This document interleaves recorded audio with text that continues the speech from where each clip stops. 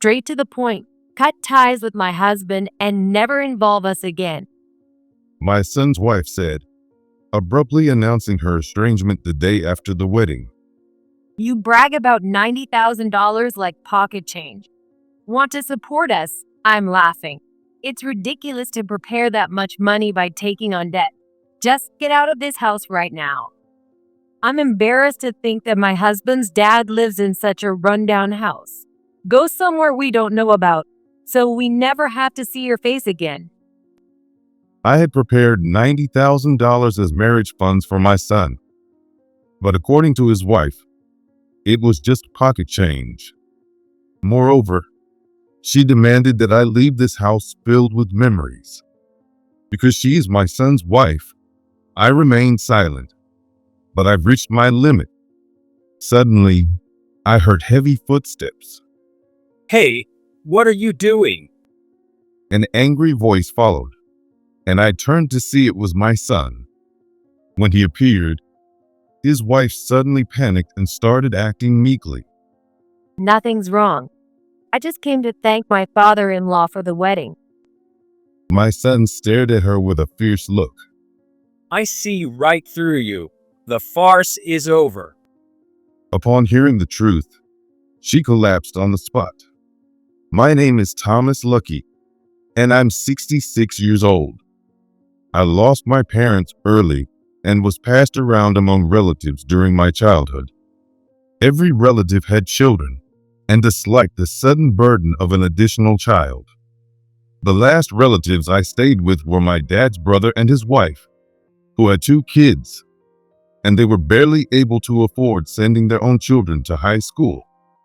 There was no way they could have afforded my tuition on top of that. I left their house right after high school, got a job at a small construction company, and became a carpenter. After a long apprenticeship, I started my own construction business. I married at 32, but lost my wife 2 years later. She bled profusely during childbirth and passed away. Born at that time was our only son, John. The grief of losing my wife and the despair that came with it were immense. But John was my only hope. Since then, I've raised him on my own, working tirelessly. When John was an infant, I was just starting my business, and I worked relentlessly. I begged my uncle and aunt to take care of John during the day, and I took care of him alone at night. Working late and coming home to take care of my baby by myself at night was truly challenging. But every time I fed him milk, changed his diapers, and soothed his crying, I thought of my wife. She never got to hold or see her child. I'm sure my wife would have wanted to hold John in her arms and soothe him with these hands. I often scolded myself to stay strong, thinking of my wife. Despite my situation, John grew up kind and upright. John always tried his best and excelled academically, and he helped around the house without being asked. I vividly remember when he was still in kindergarten, he would sit next to me and try to fold laundry with his little hands, imitating what I was doing. By the time he was in upper elementary school, he was cooking meals when I came home late. He learned all this by watching me, not because I taught him. While I felt grateful, I also felt guilty. I kept telling him he didn't need to do the housework, but he always laughed and said, Dad, I'm doing it because I want to help you. feeling my own inadequacy, yet touched by my son's kindness. I didn't pursue further education due to family circumstances, but I wanted John to go to university. Going to university would broaden his possibilities and choices. I hoped he would find what he truly wanted to do. John was accepted into a well-known university far away and left home as soon as his university started. Our goodbye was stoic.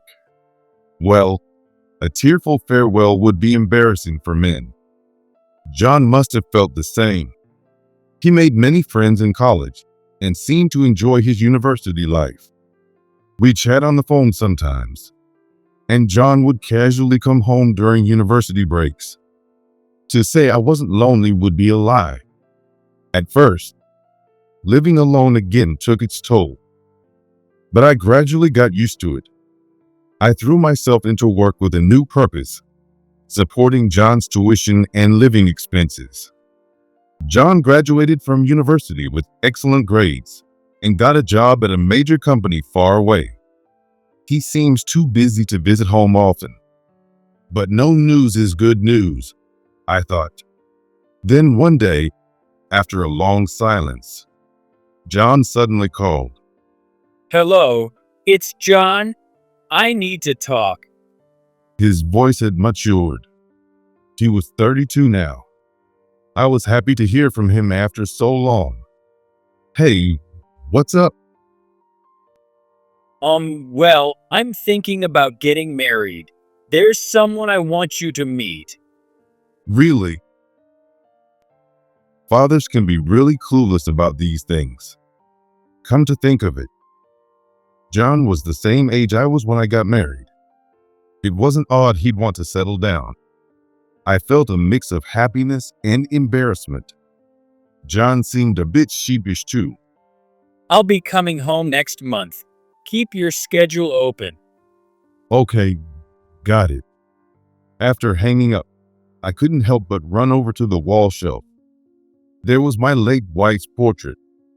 I found myself talking to the photo. Honey, John's getting married. He's grown up to that age. It seemed like her eyes in the photo were moist. Or maybe it was just mine. Next month, I was supposed to meet John and his fiancee for dinner. But I got held up by a work crisis and was late. I rushed over in my work clothes.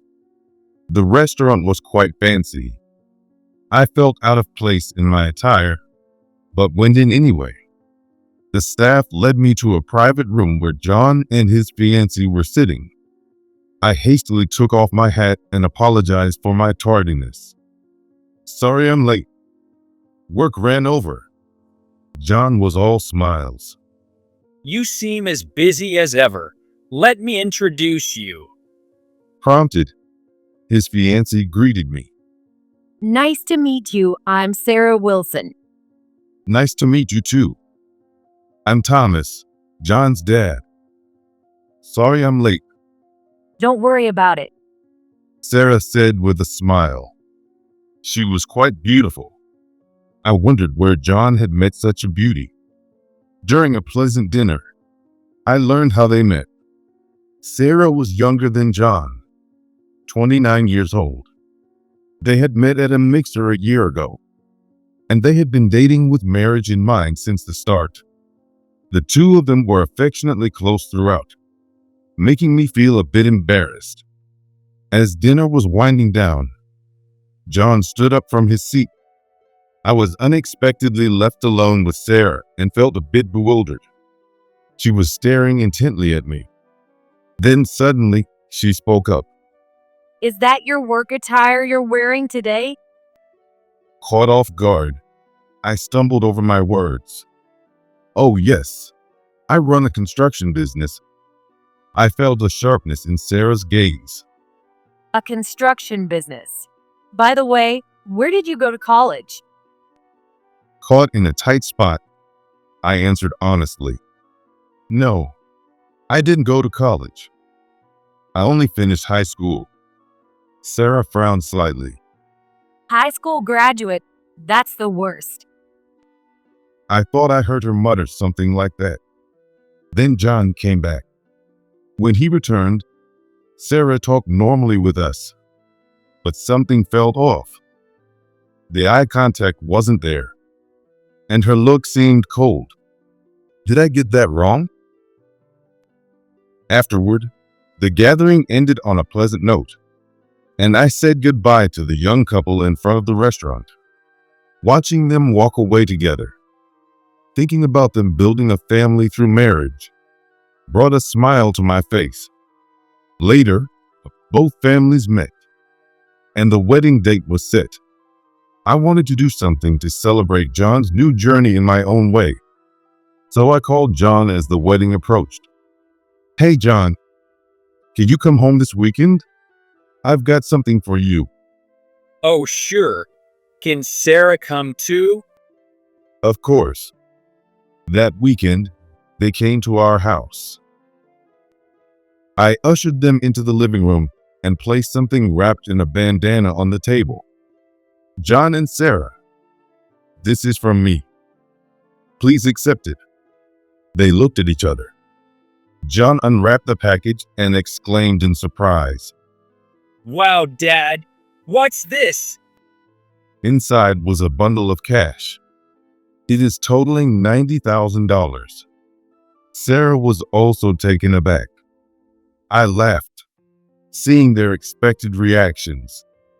"Please use it for the wedding expenses." John shook his head. I can't accept such a large sum. I looked at them both and said, "Just take it. After the wedding, you'll need money for many things. Aren't you planning a honeymoon? There will be moving expenses for a new home, and you'll have to buy furniture, dishes, and more. Money will fly out the window. Just take it." Mom would have been happy too. John held the bundle for a moment, then hugged it. Thank you. I glanced at Sarah sitting beside him. Her expression seemed distant. We ordered delivery, and the three of us ate together. When I brought out beer to celebrate, they happily drank. However, John, who isn't strong with alcohol, soon fell asleep. I ended up drinking one-on-one with Sarah, which led to an awkward atmosphere. Sarah looked around the house again and sighed. John, you used to live in this old house? I thought it would be something nicer. Hearing that, I was stunned. This house is an old, small place that I bought when I married my wife. Back then, I didn't have much money, so it was the only option. Although I've made some repairs, it's quite worn in places. But it's a cherished home, filled with memories of my wife and John. Without regard to my reaction, Sarah continued talking. John said you're attached to this house, but isn't it just because you didn't have the money to move? I mean, you were in work clothes the first time we met, right? I was honestly taken aback. What kind of dad meets his future in-laws in work clothes? It's totally inappropriate. Couldn't even afford a suit, huh? Is this really her? I couldn't believe that the person sitting in front of me was the same one I had been talking to moments ago. John works for a major corporation, and he's about to be promoted to department head. But you live in poverty in this old house. It's hard to believe you're related. The $90,000 was probably borrowed, right? Well, I'll take what I can get. Just don't ask for it back. With a smirk, she delivered these harsh words. I was so stunned I couldn't respond. And ignoring my shock, she shook John awake. John, it's about time we head back. We're going to miss our train. John mumbled as he woke up. Oh, did I fall asleep? What were you two talking about? Sarah smiled slyly. Just chatting, right, Thomas? Dazed, I managed to reply. Well, yeah. John, rubbing his eyes, smiled happily. That's good. I'm glad you two had a good talk. Tell me later what you talked about. With that, they stood up and left. Left alone in the house, my intoxication suddenly cleared. What was that all about with Sarah? Was that her true nature? No, it can't be. I tried to shake off these unpleasant thoughts. It was all just the alcohol talking. I reassured myself. Months later, they married without a hitch. It was a beautiful wedding. Many friends came to celebrate, and John looked truly happy. Sarah was radiant in her wedding dress. I was nervously seated at the table. I rarely eat course meals, so I'm not confident about the proper etiquette. Worried that eating awkwardly in public might embarrass John, I didn't eat much. The unfamiliar tuxedo was uncomfortable, and I felt clumsy walking around. But I made a point to greet every guest. Thinking that everyone came for John filled me with deep gratitude. Seeing all the friends from John's university days made me realize sending him to university was the right decision. Watching the happy couple, I felt fulfilled being part of my son's new beginning. I felt truly grateful to have lived to see this day. After the wedding, I returned home alone. I placed a candle before my late wife's portrait and told her about the successful wedding. Finally free from the tuxedo, I was overwhelmed by tiredness, and I fell asleep in the living room. The next morning, the doorbell rang insistently. At 7 a.m. Who could it be this early? I hurriedly got up and, still groggy, opened the door. Hello, who is? Oh, what? There stood Sarah. I need to talk to you. Let me in. Yesterday's delicate bride appeared abruptly with a haughty attitude. Why would Sarah come alone the day after the wedding? Confused, I led her into the living room. She began without hesitation. Straight to the point. Cut ties with my husband and never involve us again. It was a shocking statement.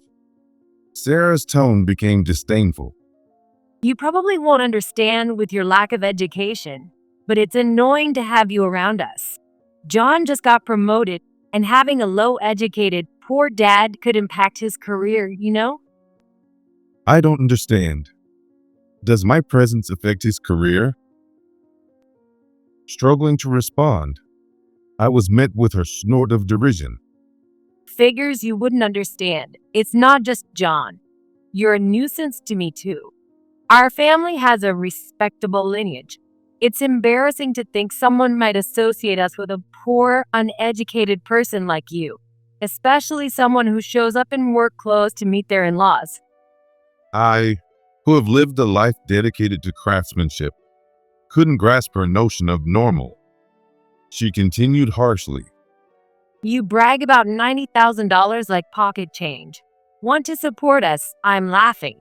It's ridiculous to prepare that much money by taking on debt. Just get out of this house right now. It's embarrassing to think my husband's dad lives in such a place. Go somewhere we don't know, so we never have to see you again. Her words pierced me. Indeed, Sarah's behavior at the dinner wasn't just the alcohol speaking. The Sarah from that time, and the one in front of me now, truly reveal her real character. Sarah wore a spiteful, broad smile. I don't want to deal with a poor man like you. Hurry up and leave. I was reaching my breaking point with John's wife. Suddenly, I heard heavy footsteps. Sarah, what are you doing? John's voice, filled with anger, made me turn around. Sarah suddenly panicked and softened her demeanor as John appeared. Oh, it's nothing. I just came to thank Thomas for the wedding. John glared at her unyieldingly. I see right through you. The farce is over. She forced a smile in a desperate attempt to gloss things over. Oh, don't look so scary. What's wrong? John walked up to her quietly. His usually gentle eyes were fierce. I followed you because I was worried when I saw you sneaking out early in the morning, and now I find this. I heard everything you said to my dad. Sarah stumbled backwards and fell, flustered by John's intensity. Everything I said was a joke. Don't take it seriously, John. Shut up. John yelled louder than ever before. We're done. I never want to see your face again. Then, the previously feeble Sarah dramatically changed her tone. Break up? Don't joke. Who do you think I did this for? She stood up, pointing at me, and began ranting. I did it all for John.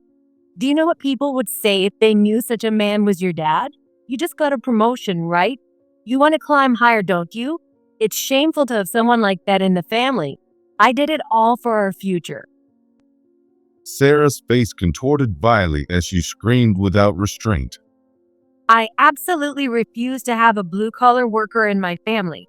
Living in this shabby house and an uneducated man as a father-in-law, everyone would laugh at us. Plus, you didn't even go to college. What benefit is there to having you around? As John's expression grew blank, Sarah clutched his arm desperately. Wake up, John. I know you're kind. You just felt sorry for your poor dad, didn't you? But you don't have to force yourself anymore. John shook off her hand forcefully and said, Who are you calling poor? My dad is not a poor man. Sarah was momentarily flustered, but burst out laughing. What are you talking about? A person living in this house? John looked at Sarah with cold eyes and let out a deep sigh. You judge everything by appearances and education.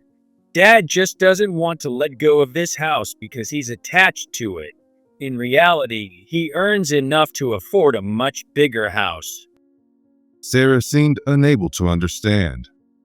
But it's a construction company, right? It is about physical labor. He even came to meet us in his work clothes. John quietly shook his head. There's really no saving you. Dad runs a high-end construction company. His annual sales are quite substantial. Otherwise, he wouldn't be able to drop $90,000 just like that, would he? Dad is still an active carpenter, so he wears work clothes. That day, he just happened to come in work clothes, but he does own suits.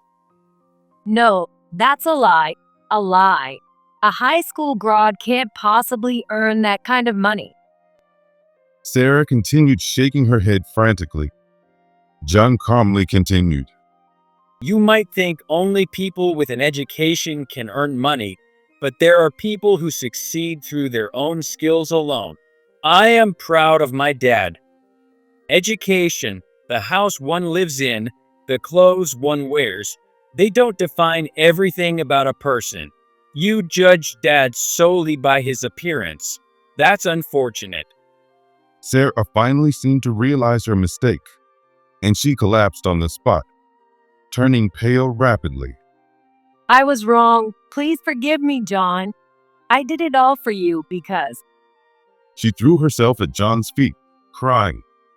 John looked down at her expressionlessly. For me, that's not true. You did everything for yourself. You were embarrassed to have a high school graduate in your family. You were afraid your husband wouldn't get ahead and you would be inconvenienced. Everything you did was to make yourself look good. Don't joke that it was for me. Sarah, still crying, clung to me next.